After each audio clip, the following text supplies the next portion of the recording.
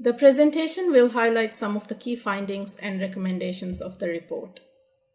When we look at employment impacts, we find that the immediate impacts of the crisis on employment was quite widespread. Data from the Job Center shows that by the end of May, there were 7,500 employment complaints. The immediate impact was mostly seen in tourism and tourism-related sectors. More than 54% of the cases in the Job Center relate to employees working directly in the tourism sector.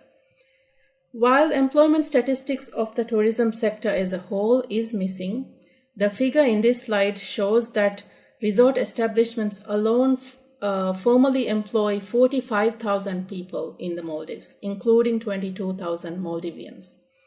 Due to the border closure at the end of March, 90% of resorts in the Maldives decided to shut down operations, and more than 60% of employees were relocated to their homes either on no-pay leave with reduced pay, or by making them redundant. This again gives us another indication of the scale of the immediate impact on employment for the period April to June. Now we look at job loss and income loss.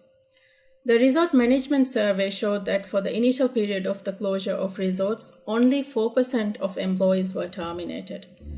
These percentages are much higher in the job center because it includes other industries, and even within tourism sector, it covers sectors other than resort establishments. We also note that the job center is the primary avenue for seeking income support from the government's cash relief scheme. So it would have attracted a large number of those that were made redundant or lost most of their monthly income. While job loss on a large scale was minimized in the immediate phase among resort employees, the income loss was quite substantial for all employees. From the Resort Management Survey, it is evident that the large majority of employees who were put on partial pay lost more than 70% of their monthly incomes compared to pre-COVID levels. A key point we want to highlight here is that these were immediate effects of the crisis, and these were triggered mostly by the closure of the tourism sector. Although borders have now reopened, the tourism sector and economy as a whole is expected to recover much slower than initially anticipated when we started this assessment. With the increased economic uncertainty and slow recovery forecasts, it is very likely that employers have opted for more redundancies or extension of no pay from July onwards. The immediate impacts on employment was disproportionately felt by these groups. For example, when we look at the young people, we all know that we have a young workforce. The impact on young people's livelihood as a whole is very clear. More than half of the employment complaints in the job center relate to those under the age of 30. Those on probation contracts or were in the job for less than 3 months were the first group of employees to be laid off. The job center data across all sectors show that among those individuals who had worked for 3 months or less, 86% reported redundancy, which is significantly higher than for those who had worked for durations over 3 months. The Resort Management Survey showed that 4% of the payroll employees at the time of the survey were on probation, and a third of these contracts were going to be terminated. Interviews with MSMEs also indicated that as part of employment adjustments, probation employees were laid off. We also tried to gauge the employment adjustments brought about by third-party contractors of resort establishments. While concrete data is not available, the Resort Management Survey showed that the third-party contracts had about 1,186 employees amongst the 34 survey resorts. The measures taken by the third-party contractors in response to resort closure, including terminating all contracts until operations resume, significantly reducing employees, and prohibiting all third-party contract employees from staying on resorts, which possibly led to their displacement, particularly in the case of foreign migrant workers. The impact on migrant workers, particularly those on casual contracts, is evident in the tourism sector as well as throughout the economy. While again concrete data on migrant employment is missing, it is estimated that migrant casual workers range from 10 to 30% of the total workforce in a resort, either directly hired by the resort or as a third-party contractor worker. While most resorts said that the third-party contractors would decide measures for the migrant workers, interviews we had with resort employees indicated mass redundancies and transportation of migrant workers from resorts to nearby islands and Malé, suggesting their immediate displacement. The interviews with MSMEs indicated that many casual workers were laid off, whilst in some cases they were given accommodation and meals instead of pay. We also tried to understand the impact on freelancers and self-employed groups. The resort management survey indicated that 79% of resorts engage freelancers and 6 out of 10 resorts engage community-based local vendors for various goods and services. The survey also indicated that majority work on mutual understanding and their services were temporarily suspended, indicating both the informal nature of work and the immediate loss of livelihood for these service providers. Currently, there are barriers for informal workers to register in the government's job center due to lack of documentation. But even with these barriers and possible underrepresentation of informal workers in the job center, we find that 2 out of every 10 individuals registered in the job center were self-employed. With respect to gender impacts, we find that even with a substantially lower number of women registering in the job center compared to men, redundancy rates were higher for women than men. The large majority of women registered in the job center had worked for 2 years or less and are young. In the Maldives, we see that as women mature in age, they exit the labor force completely. The redundancy and income loss for women indicate possible long-term consequences, such as loss of professional development years and work experience accumulation, and risk of these women being pushed out of the labor force permanently. We now try to look at the impacts on micro, small, and medium enterprises. The interviews with 67 MSMEs that we had indicated that 80% had to shut down temporarily during this pandemic. MSMEs with direct links to the tourism value chain, such as resorts, guest houses, safari vessels, dive centers, and excursion services, were particularly affected as the border closed. Restricted operating hours and lockdown in the Greater Malé region affected a large range of formal and informal MSMEs. Border closure and restricted inter-island travel brought about major supply disruptions for businesses across the country. The BCC survey showed that 57% of businesses reported supply disruptions during this very early stage of the crisis.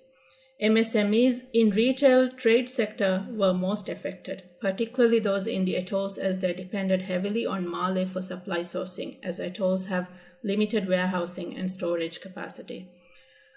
With these impacts, majority of businesses reported heavy losses in revenue. The BCC survey showed that 87% of businesses reported reduced earnings across all major sectors. The figure in this slide shows that 58% of businesses interviewed that stopped operations temporarily lost all revenue, all forms of revenue, while those who remained operating in the period March to July experienced revenue reductions of 30 to 80%. In the in-depth interviews, almost all businesses reported that their cash flow was affected. The majority indicated that they were already struggling at the time of the interview, while only a small proportion could manage their cash flow up to 3 to 6 months. Of the 67 businesses interviewed, 43% of businesses said that they made changes to employment. Migrant workers, probation employees, and casual workers, as we saw before, were the first groups to be laid off by MSMEs. We now look at some of the barriers to doing business in the new normal, as highlighted by some of the MSMEs that we interviewed. In the BCC survey, 46% of businesses highlighted the critical need for financial assistance to cope with the crisis. The interviews we conducted with MSMEs indicated that majority had not secured any external finance. They described high interest rates, short grace periods, uncertainty of the pandemic and ability to continue operations, lack of information and awareness on the types of assistance available, and cumbersome application processes as some of the challenges to seeking assistance. The BCC survey found that most do not have access to business advisory and tax support. Similarly, the in-depth interviews we conducted showed that out of 67 interviewed, majority do not have advisory support in areas such as legal, tax, business advisory, and medical advisory. For tax advisory, many consult the MIRA help desk, and for medical advisory, most said they follow guidelines of the Health Protection Agency. When we look at capacities and skills in areas of business management, the BCC survey showed that 78% of businesses do not have a business contingency plan. In interviews we conducted, majority said that they based supply forecasts and sales projections based on past experience and intuition rather than data and market intelligence. With regard to digital technology, we find that while there is strong uptake of digital technology amongst MSMEs in the tourism sector and those based in the Greater Male region, the digital transition has not really taken off amongst businesses in the atolls. When asked about clean technology and sustainable practices, MSMEs showed a good understanding of those, which indicates there's potential for adopting new practices, although current practice of clean technology and greening amongst businesses remain low. The interviews we conducted also indicated that the regulatory environment is a barrier to business operation and recovery. Many businesses feel that the lack of enforcement of certain laws disadvantage MSMEs, particularly local businesses. Despite the various challenges, businesses have demonstrated creativity and innovation while coping with the impacts of the pandemic. Some of the emerging practices are listed here. To gauge the perception of businesses with regard to their continuity, many describe the uncertainty of economic recovery as the biggest challenge to predict the future outlook. Out of the 67 businesses interviewed, 42% said that they may suspend business within this year. 40% of those interviews said they had plans for expansion and diversification, but these plans have now been put on hold. We will now move on to the recommendations of the report. The key point we have to note is that in the context of slow economic recovery and protracted economic crisis, it is important that we broaden the scope of temporary response measures put in place to respond to the crisis. To address impacts on employment, we propose the following interventions. Implement immediate support for those directly affected, particularly those that have registered in the job center. In addition to income support, we recommend that they be provided with other alternative support services such as psychosocial support, personal development, and coaching.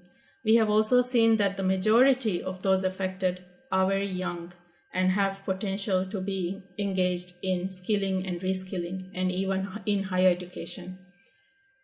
The Job Center is a great initiative, and we recommend that the services of the Job Center be expanded to include job market services such as job counseling, job matching, and other advisory support for those affected. A third recommendation is to harmonize the income support program with labor market services. As mentioned, those receiving income support should concurrently get other support services like job matching and reorientation into the labor market. A fourth recommendation is to accelerate labor governance reforms. We have seen the impacts on migrant workers and the need for strengthening the labor governance on managing the migrant labor force. A final recommendation is to improve the data and statistics available, particularly on the labor force.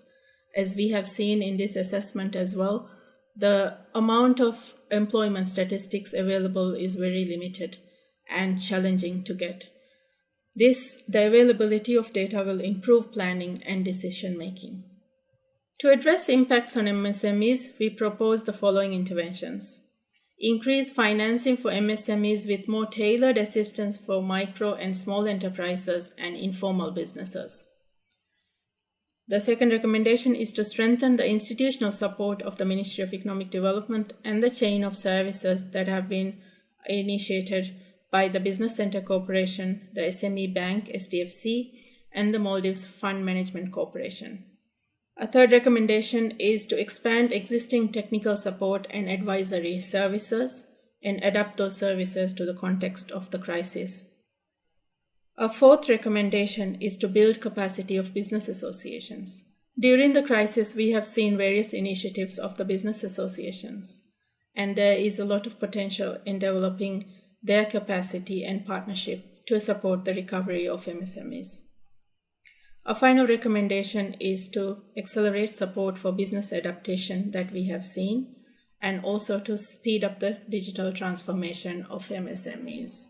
Given the heavy reliance of the economy on tourism, the restoration of employment and rehabilitation of MSMEs depend to a large extent on the recovery of the tourism sector. From the various interactions we've had with employees, employers, MSMEs, and business associations, it was clear that a collective strategy for restoring the tourism sector was missing. Despite the reopening of borders, the tourist arrivals were extremely low, and stakeholders identified that for reviving the sector for the upcoming travel peak season for the Maldives, a collective response is needed. We therefore recommend that the government puts in place a business task force representing various business stakeholders, including business associations, businesses of all sizes, employee associations, together to discuss the way forward. A key element of the strategy should be to focus on collective destination marketing and setting up benchmarks for promoting Maldives as a safe destination. A final component of the strategy should look at how to rehabilitate the guest house tourism segment, possibly through domestic travel and long-stay arrangements for visitors. While many businesses acknowledge that the pandemic is still ongoing and opening of the economy will take time, what they have emphasized was the need for clear direction and a modality for working together. Combined with these recommendations to mitigate the negative impacts of the crisis, a medium to long-term recovery and development framework is being proposed as a final recommendation of this report. We recognize that this pandemic provides an opportunity to shape policies to transform the economy to generate long-term benefits for people and the environment. The key dimensions of the recommended recovery framework are to have a more inclusive and sustainable tourism industry for the Maldives, a diversified economy and future of work, integrating the blue, green, the digital, and the care economy, a future of work and future of skills framework aligned with these diversification priorities, a more integrated, efficient, and holistic social protection system based on the principles of universal basic income, and finally, having an integrated financing strategy for financing these recovery priorities. Thank you.